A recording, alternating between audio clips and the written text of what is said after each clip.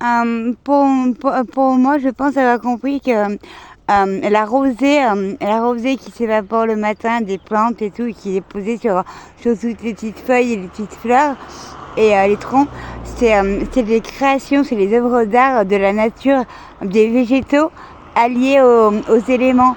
En fait, les plantes, elles évoluent, elles fleurissent, elles fanent et tout. Mais la rosée, c'est comme si elle nous faisait elle crée comme nous on fait des tableaux, de la musique qu'on partage et qu'on diffuse et qu'on ne garde pas que pour nous, qui nous appartiennent plus au final parce qu'on l'offre. Et ben la rosée, si vous regardez, bon, ça se retrouve un peu, mais c'est comme des petites œuvres. Elle crée et ça s'évapore avec le soleil le matin et nous on le ressent là. Moi, c'est le matin, il est 8h35.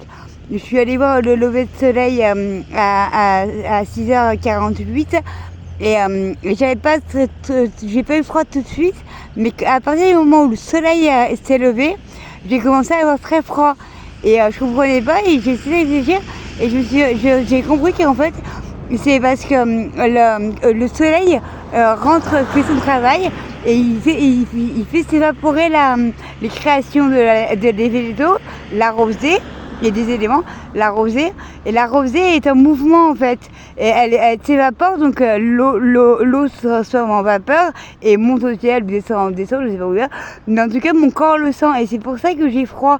Parce que, je sais, le matin, par exemple, quand il fait nuit avant que le soleil s'élève, il peut faire froid, peut-être même plus froid, mais notre corps s'y habitue vite parce qu'il n'y a pas de changement de température. C'est la même température qui reste, vu qu'il n'y a pas de mouvement d'eau et d'éléments. La température est stable. Mais là, voilà, donc les œuvres d'art, et c'est comme si les plantes communiquaient avec nous, en tout cas, elles nous offraient puis l'eau, on me dit la mémoire de l'eau, l'énergie de l'eau, la guérison de l'eau. Donc voilà, c'est très, très, très symbolique. Je suis très heureuse d'avoir découvert ça aujourd'hui. Merci à tous. Deuxième. La rosée et surtout sur les éléments verts et les fleurs. Sur les troncs d'arbres, je ressens sur les jeunes troncs, les branches sont remplies de rosée, elles sont humides, mais les troncs d'arbres avec écorce et mousse, on sent pas beaucoup moins l'humidité quand on dépose les doigts dessus.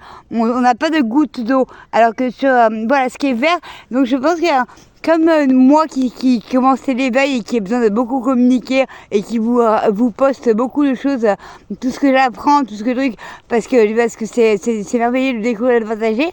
Je pense que les jeunes végétaux, comme moi, font plus de rosée parce qu'ils découvrent la vie et ils ont envie de nous la partager avec nous. Donc c'est leur façon, c'est leur Facebook, c'est des créations, mais c'est aussi leur écrit, leur mémoire, leur vécu, leur découverte, leur savoir, leur connaissance. Et voilà, tout ça, ça se mélange avec nous et voilà. Donc il y a un jeune végétaux bien bavard comme moi. T'es à fond bavard. C'est là, il a tout évacué, il en a plus. Il aime bien, mais ça fait du boulot. Et oui, j'ai pas fini, je me suis emballée.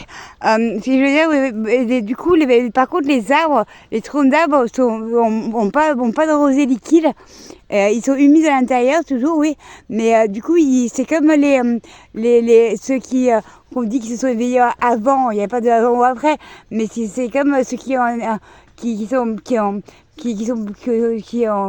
plus d'années d'éveil au bout d'un moment on se tait parce qu'on a envie d'essayer de décrire par eux-mêmes, de pas tout leur raconter. Moi on n'arrête pas de me dire tais-toi, mais j'y arrive pas, j'ai trop envie de vous raconter ce qui m'arrive parce que c'est trop beau et j'ai trop envie que vous le viviez tous.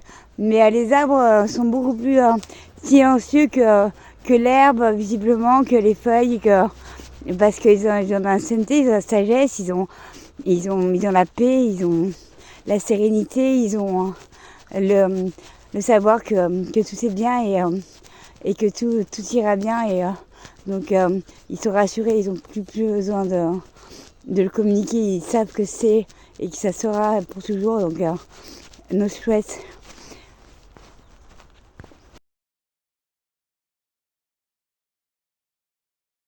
Éducation positive.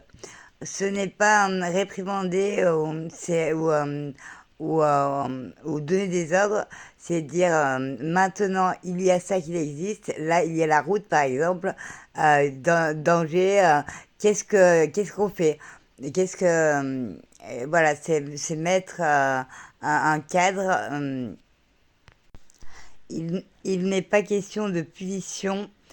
Il est question d'élévation, de communication et de trouver des solutions. Solutions dans la liberté pour tous, de faire ses choix, d'être lui, mais la colère doit être exprimée, mais pas reprochée. Juste trouver chemin du bonheur, tous ensemble. On ne juge personne. euh, c'est c'est un cheminement commun que que tous avons choisi ensemble pour trouver bonheur et éternité sur Terre. Après, solution trouvée grâce à leçon apprise de ces erreurs. Et solution communiquer tous dans la bienveillance et l'écoute, la bienveillance et l'éducation positive.